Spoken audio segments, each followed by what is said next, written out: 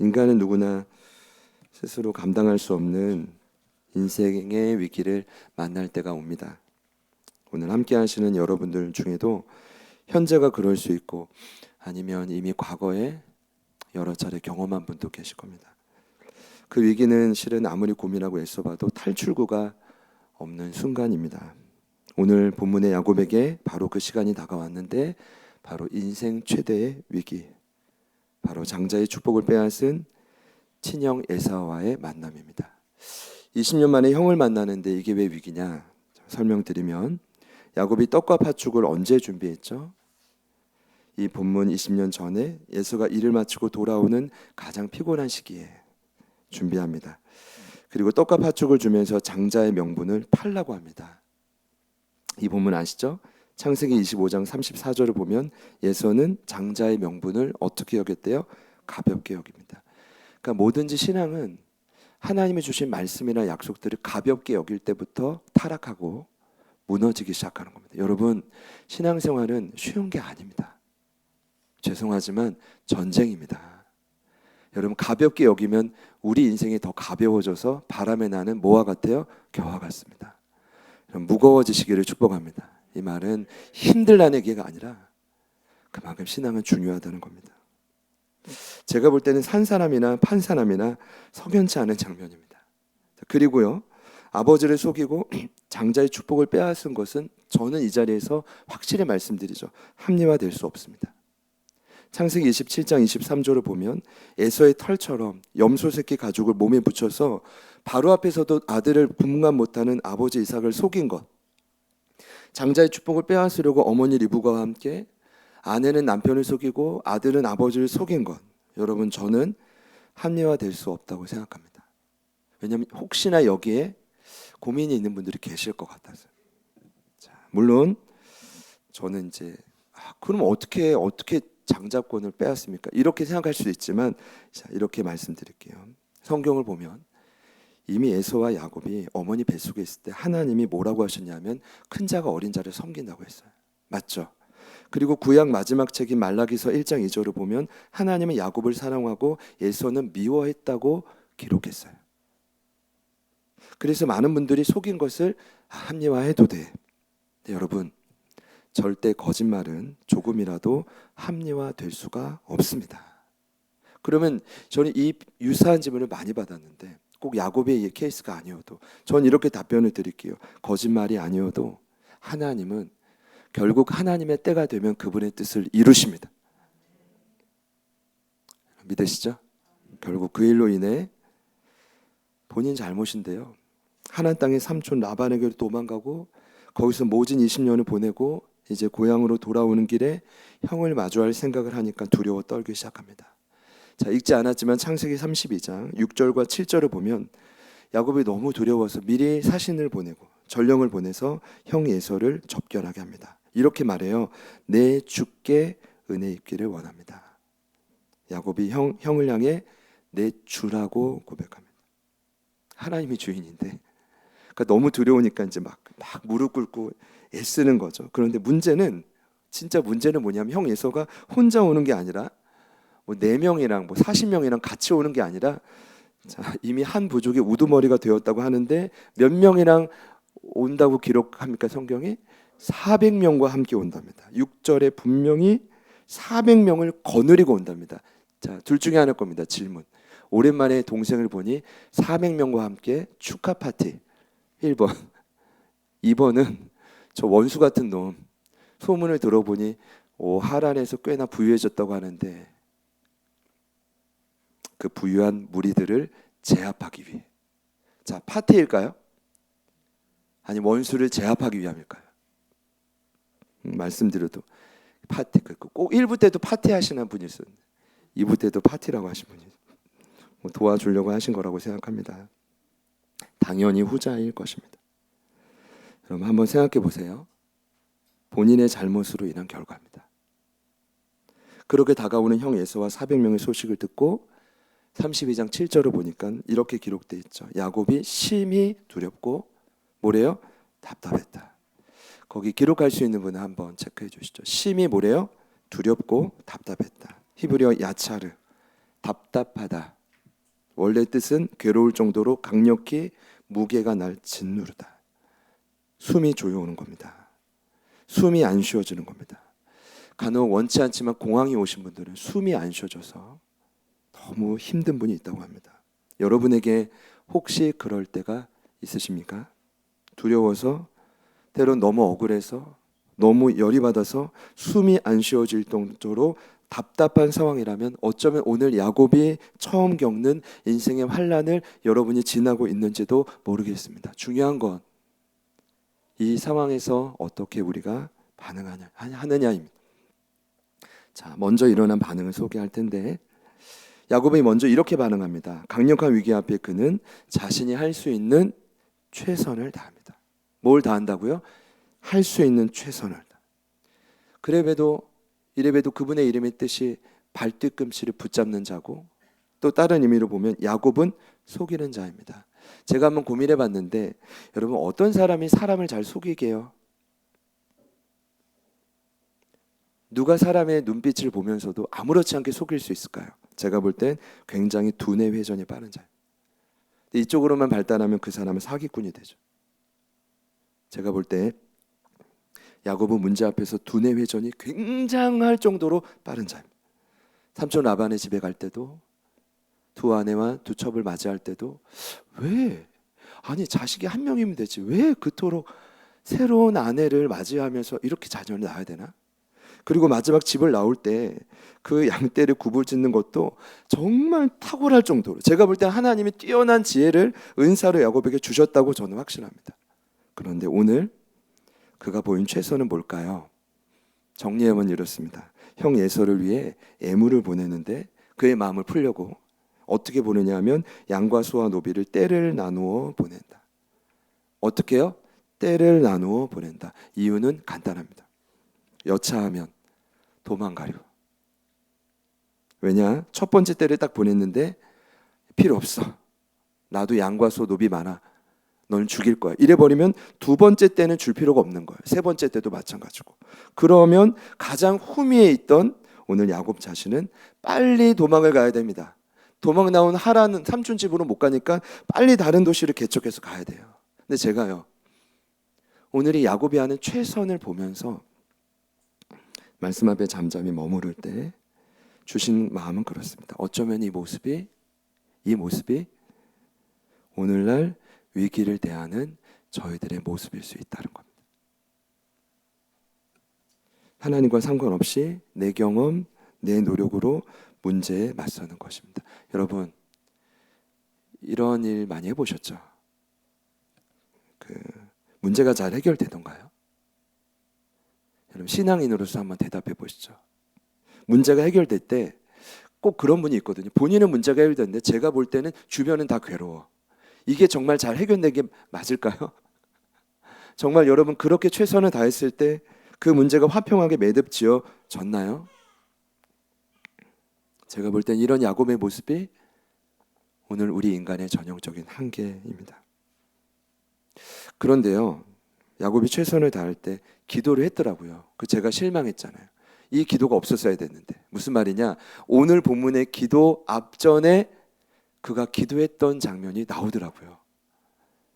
설교자 입장에서는 오늘만 기도를 해야 이게 자연스러운데, 그럼 지금 제 말이 이해가 되십니까? 예. 바로 앞전에 기도를 했다는 증거가 나와서 저도 깜짝 놀랐는데, 어디냐 하면 32장 11절과 12절이에요. 제가 읽을게요. 내가 주께 간구하오니 내 형의 손에서 에서의 손에서 나를 건져내시옵소서. 내가 그를 두려워하면 그가 와서 나와 내 처자들을 칠까 겁이 나기 때문이다. 제가 이따 말씀드리겠지만 항상 그는 처자와 내가 아니에요. 뭐라고 기록되어 있죠? 나와 내 처자들이. 위기의 상황이 되면 남편도 아내도 없는 겁니다. 실제예요. 내가 먼저, 내 목숨이 중요한 거예요. 이게 증거를 제가 이따 말씀드릴게요. 12절에 아니 이렇게 가는 길에 구했더니 하나님이 응답 바로 하십니다. 주께서 말씀하시기를 내가 반드시 내게 은혜를 베풀어 내 시로 바다에 셀 수 없는 모래와 같이 많게 하리라. 여러분, 야곱은 분명히 간구했고 하나님 반드시 내게 은혜를 베푸신다고 응답했습니다. 그런데 왜 이때 역사가 나타나지 않았을까요? 제가 볼 땐 형식적인 기도였기 때문입니다. 그 기도에 그의 두려운 마음 빼고는 다 거짓입니다. 왜일까요? 정확히 말씀드리죠. 이 기도 후에는 그의 태도가 전혀 변하지 않아요. 여러분 잘 들어보십시오. 실은요, 기도하는 사람은 반드시 변합니다. 기도하는 사람만 변화될 수 있습니다. 그런데 문제는 그 기도에 우리의 생명을 걸지 않으면 변화는 전혀 따라오지 않습니다. 고민해 봐야 됩니다. 저는요, 이제까지 지난 9년 반 동안 자리에 오시는 그 자체만으로 감사하는 마음이었습니다. 여러분, 오시더라도 졸더라도 여기 와서 조십시오. 그게 참 감사한 건데, 제가 볼 때는 오늘 주일만큼은 그 기도가 통용되지가 않아요. 형식적인 기도, 때론 지친 기도, 생명을 걸지 않는 모든 기도, 우리 인생을 변화시킬 수가 없습니다. 제가 오늘 야곱을 연구해 보니까 여러분, 진짜 기도가 있고 가짜 기도가 있다는 겁니다. 왜 이렇게 생각했냐 하면 11절의 기도 후에 그의 반응은 이전과 전혀 달라지지가 않아요. 왜냐? 여전히 자신만의 최선, 그 노력을 계속하고 있습니다. 증거를 말씀드릴게요. 32장 13절을 보면 야곱이 거기서 기도했던 그곳에서 밤을 지내고 그 소유 중에 형 에서를 위해 예물을 택했다고 합니다. 자, 기도하긴 했는데 여전히 했던 계획이 전혀 바뀌지 않아요. 형을 위해 어떤 멋진 동물과 소중한 예물을 구별해서 드릴까? 자신의 생각에서 벗어나지 못한 거죠. 그리고 21절 오늘 본문을 보면 그 예물을 어떻게 했대요? 그에 앞서 보냈대요. 그에 앞서. 이 말이 뭘까요? 이전에 했던 반복을 그대로 합니다. 이전에 했던 전략을 그대로 반복합니다. 그리고 21절을 보시면 또 밤을 새요. 지금 야곱이 잘하는 거예요. 밤새 고민하는 거. 잘 봐요. 밤새 멍 때리는 게 아니라, 밤새 기도하는 것도 아니라, 밤새 뭐예요? 고민하는 거. 왜냐면 아무리 짜내도 방법이 안 나오니까 잠을 못 자는 거예요. 그런데 그 후 반응을 보니까 22절도 봐요. 밤에 일어나 어떻게 했대요? 하지 말아야 될 일을 합니다. 야복나루를 건널 때 누구를 먼저 보내냐면 두 아내, 두 여종, 11명의 아들을 인도해서 소유도 함께 보냅니다. 죄송해요. 제가 악한 생각을 한번 해봤어요. 자기는 살아도 두 아내와 두 여종과 11명의 아들이 힘들었나? 먼저 위험한 소굴로 먼저 보내나? 그리고 혼자 남죠. 여러분, 지금 여기 홀로 남은 게 그가 하나님과 독대하려고 기도하려고 남은 걸까요? 아니면 그냥 다 보내고 혼자 살아야 되니까 후미에 자기만 남은 걸까요? 전자예요, 후자예요? 후자죠. 제가 이때 떠오른 단어가 하나 있었습니다. 오늘날 세속화의 가장 중요한 특징, 기억하십시오. 지나친 개인주의입니다. 철저한, 지독할 정도로 이기적인 이기주의. 그 마음 깊이 자신을 향한 사랑. 이건 뭐 좋은데 자기만 사랑. 제가 지난 금요일에도 잠시 말씀드렸지만 나르시시즘. 신앙도 마찬가지입니다. 아무리 신앙생활을 오래 해도 문제가 터지면 다 드러납니다. 위기 앞에 놓이면 자신이 먼저 살 길을 찾는 분이 많습니다. 손해보지 않으려고. 그래서 위험한 길보다 어떤 길을 선택해요? 안전한 길을 선택하죠. 그래서 무모한 길보다 확실한 길을 선택해요. 그래서 좁은 길이 아니라 넓은 길을 선택하는, 이거는 당연한 결과입니다. 오늘 야곱을 보십시오. 그가 하나님 앞에 기도하려고 남은 겁니까? 아니요. 다 먼저 보내고 혼자 남으려고, 살려고. 좀 떨리더라고요. 1부 때. 나 이러다 야곱 선생님 만나면 진짜 이제까지 고민 없이 야곱은 최고라고 생각했던 분이 많을 텐데, 성경을 보세요. 정확히 보십시오. 여러분, 성경 그렇게 말하고 있지 않습니다. 다 보내고 가장 안전한 길을 본인만 선택합니다. 여러분, 이것이 인간의 한계입니다. 그렇다고 야곱이 과거에 하나님을 체험하지 못했을까요? 아니요. 28장, 창세기 28장 19절 이하를 보면 그는 처음 고향을 떠나 하란으로 갈 때, 정처 없이 갈 때 그 베델에서 천사를 만나고 하나님을 만납니다. 너무 감격스러워서, 아시잖아요. 나로 고향으로 다시 돌아오게 하시면 하나님, 나의 하나님, 얼마나 멋집니까? 내게 주신 모든 것에서 10분의 1을 드리겠다고 아무도 강요하지 않았는데 스스로 서원했습니다. 자, 이랬던 야곱도 커다란 위기 앞에 본성이 먼저 앞서는 것입니다. 이 본성이 저와 여러분 안에 없다고 누가 장담하겠습니까? 저는 제 안에 그 본성을 너무 크게 보고 있어요. 특히 요즘에 고민이 많습니다. 여러분도 그러실 거라고 생각합니다. 그래서 그가 홀로 남은 것입니다. 감사한 것은 이때 하나님은 그를 찾아오셨습니다. 오늘 찾아오셨다는 표현은 없지만 24절의 내용 안에 그 내용이 있는 겁니다. 여러분, 어떤 장면이 연상되십니까? 제가 말씀을 묵상하다가 이 장면이 연상됐습니다. 창세기 3장 8절을 보면 최초의 인간인 아담과 하와가 죄를 짓고 부끄러움을 알죠.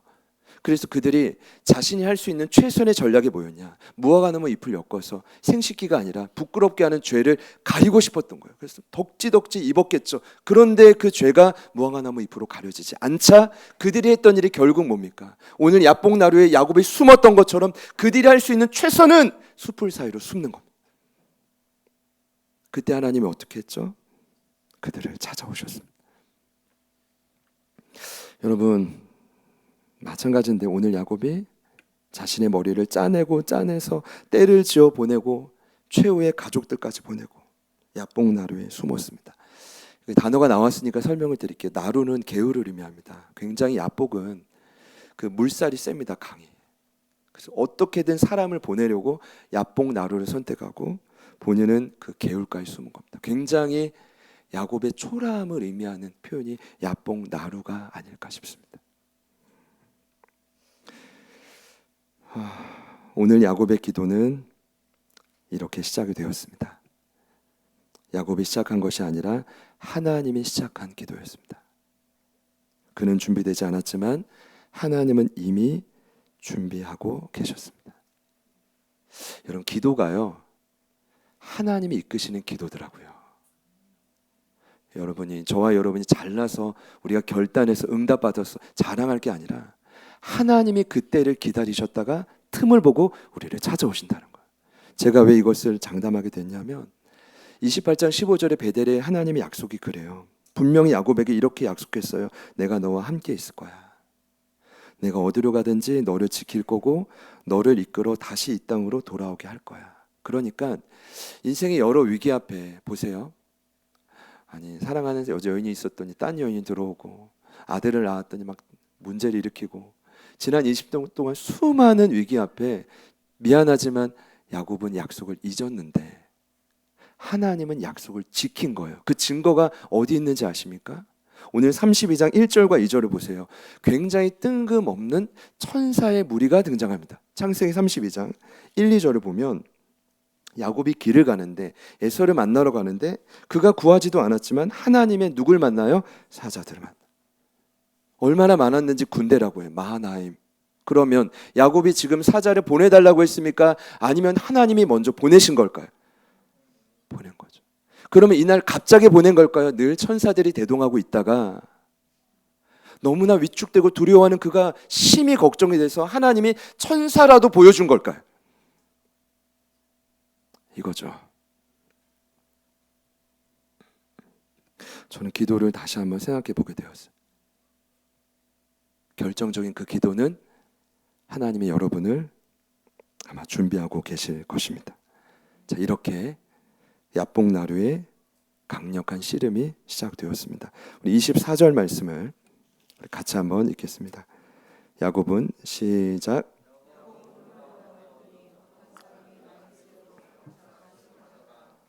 아멘. 여기 씨름이라는 단어가 있죠. 바로 아바크라는 히브리어. 어떤 뜻이냐면 붙잡다라는 겁니다. 씨름은요, 꼭 손을 잡지 않아도 돼요. 청색, 백색 이게 없어도 여러분이 누군가를 강하게 붙잡잖아요. 그게 씨름이에요. 그리고 직접 손으로 안 붙잡았고 말로 붙잡아도 그 씨름하는 거예요. 생각으로 붙잡아도 씨름을 하는 거고. 여러분 이해가 되세요? 그럼 제가 볼 때 여기 계신 모든 분들이 거진 세상에서 열심히 씨름하다 오셨을 거예요. 살아볼까 아니면 죽여볼까, 아니면 버텨볼까 아니면 이겨볼까, 아니면 어떻게든 섬겨볼까, 나름 씨름은 하다 왔을 텐데 놀라운 것, 이 아박, 그 씨름이라는 단어의 뜻이 뭐냐 하면 강력하게 붙들다라는 뜻입니다. 이 씨름이 바로 하나님을 강력하게 야곱 입장에서는 붙드는 것이죠. 이것이 곧 기도입니다. 오늘 말씀에 등장한 야곱의 기도는 하나님을 강력하게 붙드는 기도입니다. 제가 볼 때 기도를 걸어오신 하나님의 의도가 성공한 것입니다. 말씀을 준비하면서 한 가지 확신하게 되었습니다. 우리 사랑하는 가족 여러분들께 누구에게나 이때가 찾아온다. 벼랑 끝에 서는 순간. 그런데 여러분 잘 기억해 주세요. 이때를 미리 준비하면 위기를 맞이하지만 준비하지 못하면 위기를 당합니다. 다시요. 위기를, 자 보세요. 이때를 잘 준비하면 그 위기는 맞이하는 거지만 준비 못하면 위기는 당하는 겁니다. 그럼 우리가 준비해야 될 준비가 무엇일까요? 바로 하나님을 강하게 붙드는 기도, 씨름하는 기도. 혹여나 이 자리에 인생의 커다란 위기 앞에 서 계신 분 계십니까? 답답함으로 어디 짓눌리는 분이 계십니까? 자, 공식을 보세요. 하나님이 여러분 자녀 삼았음을 믿으시죠? 자, 그러면 어떤 일이 일어나느냐? 반드시 하나님은 여러분에게 찾아오십니다. 이미 여러 천사를 통해 사인을 주신 분들이 계실 거예요. 믿으시기를 축복합니다. 그리고 오늘 야곱은 그 씨름을 통해 기도 응답을 받습니다. 몇 가지 증거가 있는데 첫 번째 증거는 그의 이름이 야곱에서 이스라엘로 바뀐 것입니다. 당시 이름이 변화됐다는 건 이미 아시겠지만 실존의 변화, 인생의 변화입니다. 자, 이스라엘의 뜻이 뭘까요? 자, 오늘 말씀 거의 다 나눴는데 28절 보면 뭐라고 나오죠? 하나님과 및 사람들과 겨루어 이겼다. 거기 윗줄 한번 치실 수 있는 분들은 하나님과 및 사람들과 겨루어 이겼다. 순서대로 보면 하나님 먼저 쓰러뜨리고 사람들 쓰러뜨렸다는 뜻입니다. 절 보시죠. 전 지난주에 가장 이해가 안 됐던 게 감히 아브라함이 하나님의 걸음을 막아섰던 거예요. 우리 해답을 찾았죠. 한 영혼 때문이라면 막아설 수 있다. 하나님 결국 그 기도에 응답하셨다. 근데 오늘 본문을 준비하면서 제가 제일 이해 안 됐던 표현이 바로 이 부분입니다. 어찌 사람이 하나님과 싸워 겨루어 이길 수 있느냐. 번역이 잘못됐겠지. 약간 이런 생각. 그리고 몇 달 전엔 제가 그 생각이 나더라고요. 이상하게 해석을 해서 이 자리에 나눴던 것 같아요. 새벽에. 근데 아니더라고요. 아무리 봐도 단어를 아무리 봐도 정말 이겼다는 뜻이 맞습니다. 여러분 이 지금 문장이 말씀이 정말 이해가 되십니까? 아멘이십니까? 정말 사람이 하나님과 겨루어 이길 수 있다고 생각하십니까? 이거 난제 아닙니까?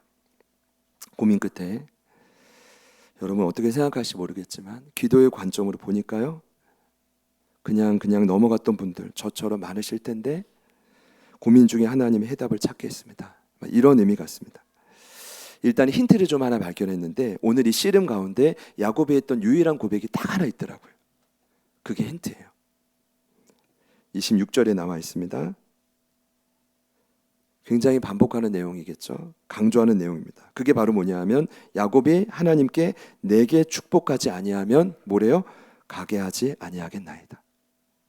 그러니까 하나님 입장에서는 본인이 쓰러지는 게 아니라 이거 아무리 영적으로 애를 써도 육체가 한계가 있는데 이놈을 이렇게 두면은 이러다 죽겠다. 그럼 하나님 계획에 차질이 생기잖아요. 왜냐? 다시 쌍둥이를 만들어가지고 다시 삼촌의 집으로 보내가지고 20년을 또 기다려야 돼. 물론 하나님께는 1000년이 하루 같긴 하지만 이거는 야 이대로 두면 죽겠다.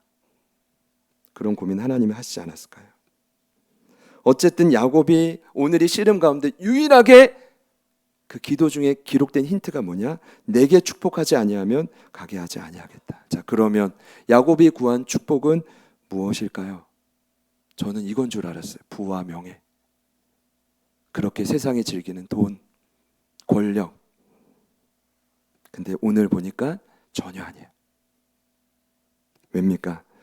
그는 이미 지난 20년간 셀 수 없는 부와 명예를 다 누렸어요. 그럼 이런 결론이 나오죠. 아무리 이 세상에 보아 값진 것을 다 가져도 이와 같은 절체절명의 위기는 반드시 그에게도 찾아온다는 겁니다. 돈으로 해결이 안 돼요. 돈으로 해결이 안 되는 문제가 반드시 찾아와요. 지금 야곱이 그 증거인데, 자, 그러면 그가 오늘 생명을 걸고 씨름하면서 하나님 앞에 구한 복은 무엇입니까? 부와 명예가 아니에요. 그러다면 뭘까요? 바로 눈앞에 있는 인생의 거대한 위기를 극복할 수 있는 해결책입니다. 바로 형 에서로부터 목숨을 건지는 것입니다. 여러분 동의가 되시면 아멘 해주시죠. 부와 명예 아니죠? 지금 당장 이 위기에서 나를 건져달라는 겁니다. 그러면 결국 야곱이 하나님과 겨루어 이겼다는 의미는 무엇일까요? 그가 하나님보다 강하다는 의미가 결코 아니에요.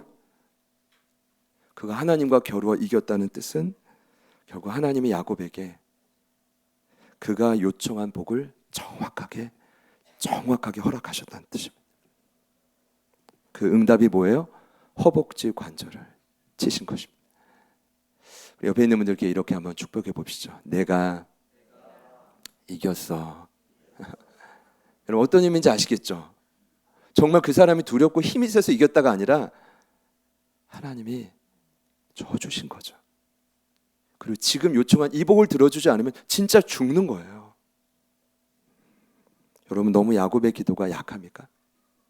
그 기도 제목이 하나님 나라 비전이 아니어서 깜짝 놀랐나요? 오늘 성경은 분명히 그렇게 말하죠. 하나님이 야곱에게 요청한 복을 허락하셨다는 뜻입니다. 그리고 그 응답이 바로 허벅지 관절을 치는 상상치 못할 방법이었습니다. 31절을 보실까요?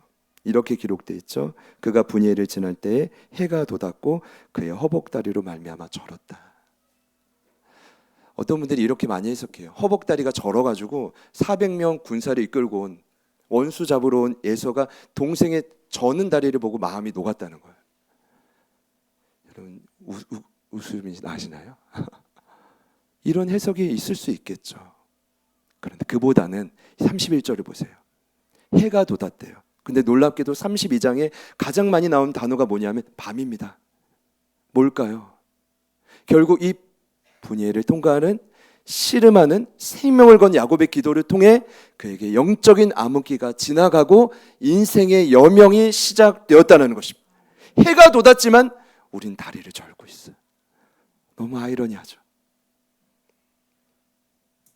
하나님이 직접 해가 돋았다는 건 다리를 절어서 불쌍할 수도 있겠지만 하나님이 직접 에서의 마음을 만지기 시작한 거예요. 하나님이 직접 야곱의 마음을 겸손하게 꺾기 시작한 거죠. 그런 응답이 여러분에게 있기를 소망합니다. 말씀을 맺겠습니다.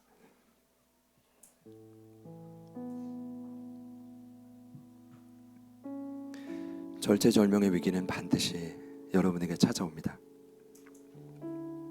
저는 그때 여러분이 한 번은 야곱의 기도를 떠올렸으면 좋겠습니다. 하나님을 대면하면 그 당시에 많은 사람들은 죽는 줄 알았어요. 근데 30절에 분명히 기록했죠. 하나님과 대면했지만 내 생명이 보존됐다. 오늘날 비슷해요. 많은 신앙인들이 기도는 정말 죽는 건 줄 알아요.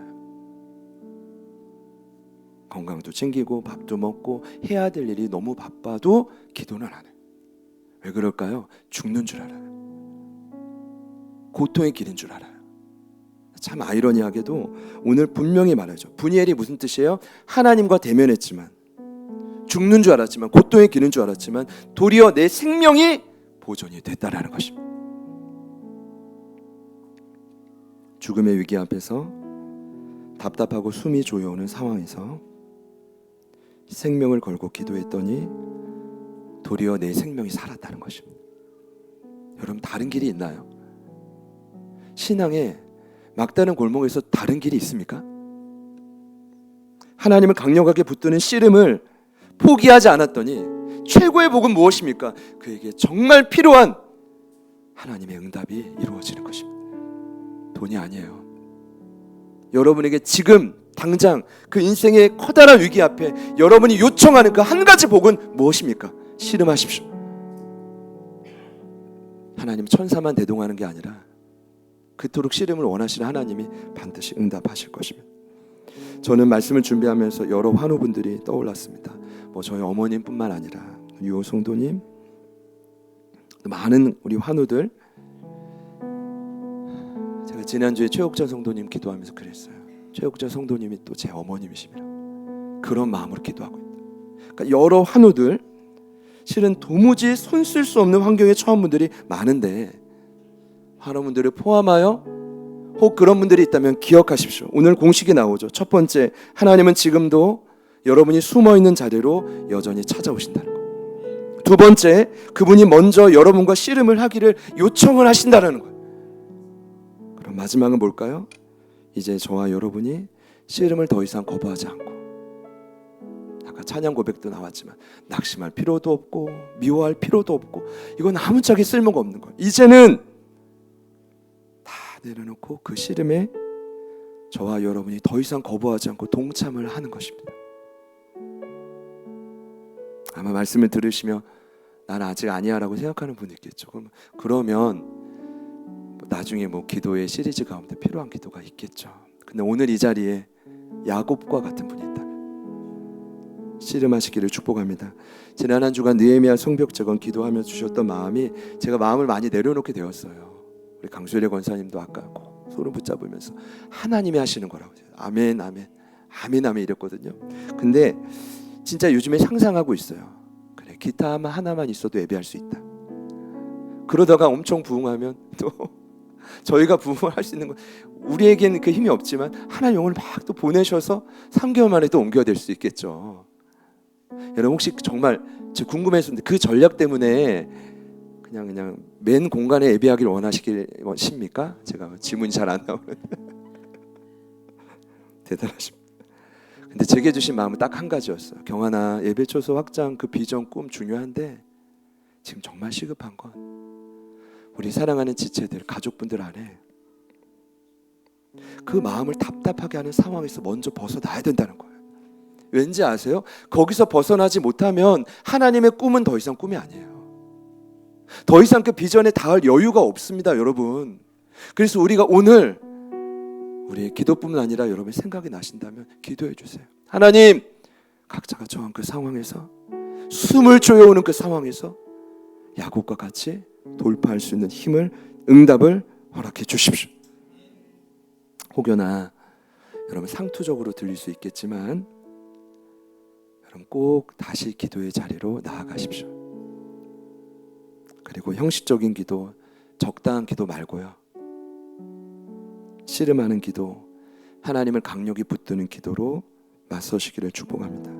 시편 121편을 보니까 낮의 해도 밤의 달도 우리를 상하게 하지 못한대요. 이유 아십니까? 하나님은 자녀의 삶을 낮에도 밤에도 결코 홀로 두지 않기 때문입니다. 그 하나님이 제게 주신 감동은 이제 우리와 씨름하기를 원하시는구나. 반드시 가장 필요한 복을 주실 줄 믿습니다. 그러면 어떤 일이 있느냐? 반전이 시작되는 것. 그때부터 여러분의 상황이 역전되기 시작해요. 근데 이것은 여러분이 상상하지 못할 방법으로 일어나기 시작합니다. 기대되시죠? 같이 찬양하겠습니다.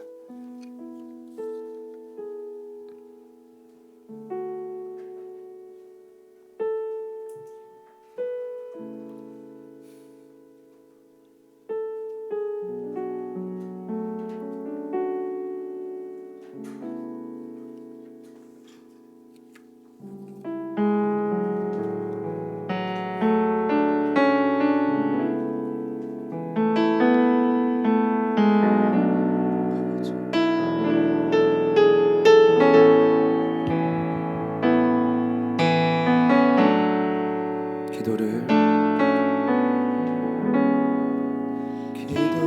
멈추지 마라.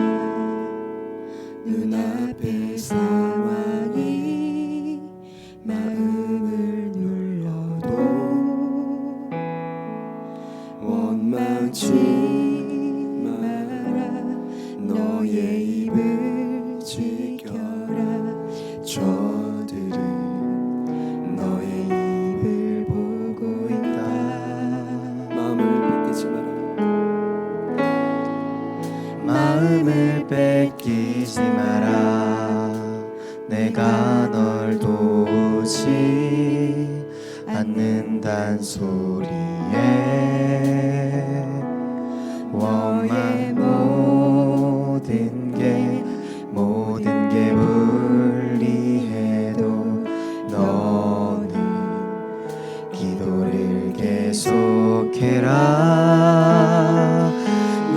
기도를 멈추지 마라. 내가 너의 그 모든 상황을 바로 역전시키리니 너 기도를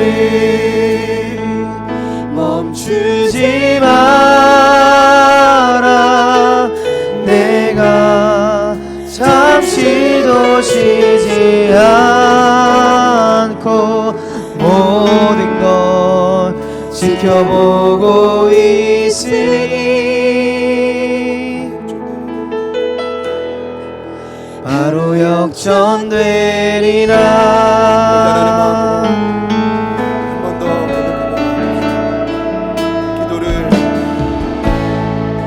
기도를 멈추지 마라. 눈앞의 상황이 마음을 눌러도 원망치 마라. 너희를 지켜라. 저들은 너의 입을 보고 있다.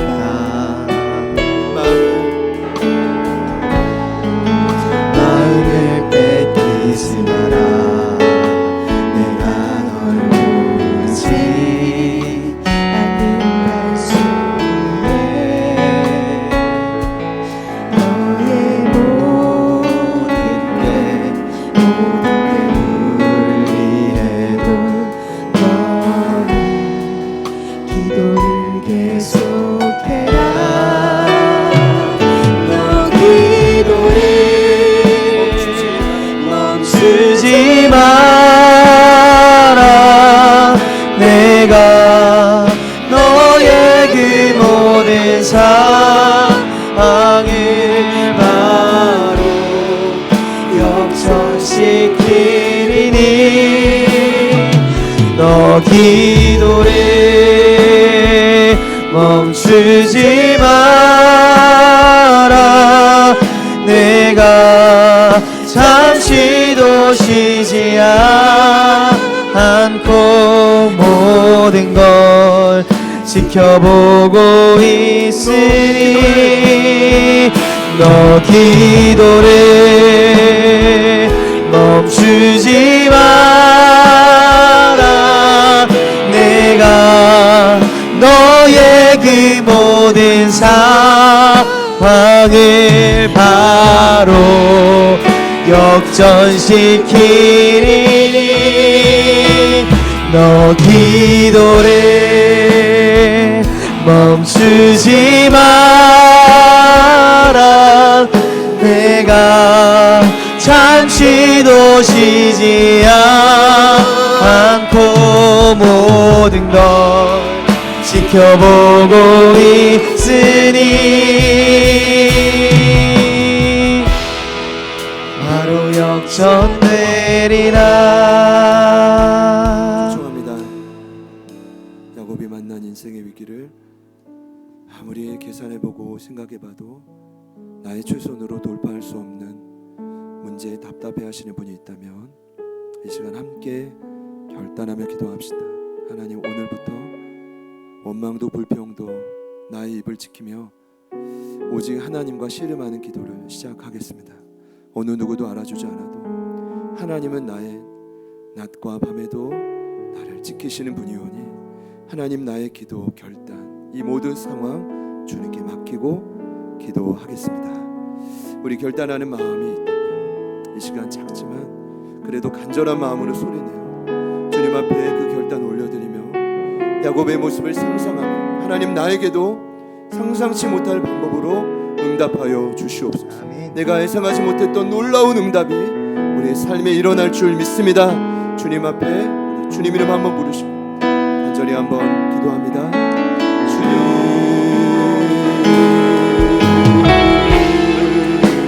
쉬고 쉬지 않고 모든 걸 지켜보고 있으니 너 기도를 하나님 그 길목에 소리가 너 여전히 기도를 멈추지 마라. 내가 너의 그 모든 상황을 바로 역전시키리니 너 기도를 멈추지 마라. 내가 잠시도 쉬지 않고 모든 걸 지켜보고 너 기도를 멈추지 마라. 내가 너의 그 모든 상황을 바로 역전시키리니 너 기도를 멈추지 마라. 내가 잠시도 쉬지 않고 모든 걸 지켜보고 있으니 너 기도를 멈추지 마라. 내가 너의 그 모든 상황을 바로 역전시키리니 너 기도를 멈추지 마라. 내가 잠시도 쉬지 않고 모든 걸 지켜보고 있으니 바로 역전되리라. 홀로 살기 위해 최선을 다해 숨었던 야복나루를 다시금 제2의 베델로 바꾸신 하나님, 그 위대한 손길을 우리가 어찌 예측할 수 있겠습니까? 홀로 숨었던 그곳이라도 기도의 자리로, 또 그 인물을 기도의 용사로 바꾸시는 하나님, 그 위대한 손길이 사랑하고 기대하는 우리 제자들 교회 온 교우들, 그리고 오늘 성령님의 이끌림을 따라 교회 첫 발걸음을 한 소중한 우리 도윤 형제님, 모든 인생에 온라인으로 예배하는 모든 가족분들의 삶에 고스란히 재현되게 하여 주옵소서. 이제는 우리 구주 예수 그리스도의 은혜와 하나님 아버지의 변함없는 신실하신 사랑하심과 성령님의 내주 충만 교통 위로하심의 역사가 하나님을 이긴 야곱의 기도를 따라 새로운 결단을 하는 용기를 내는 귀한 심령들 위에 라온이부터 우리 강술래 권사님까지 함께하는 제자들 교회 온 교우들 위에 지금부터 영원토록 함께하시기를 간절히 축원하옵나이다.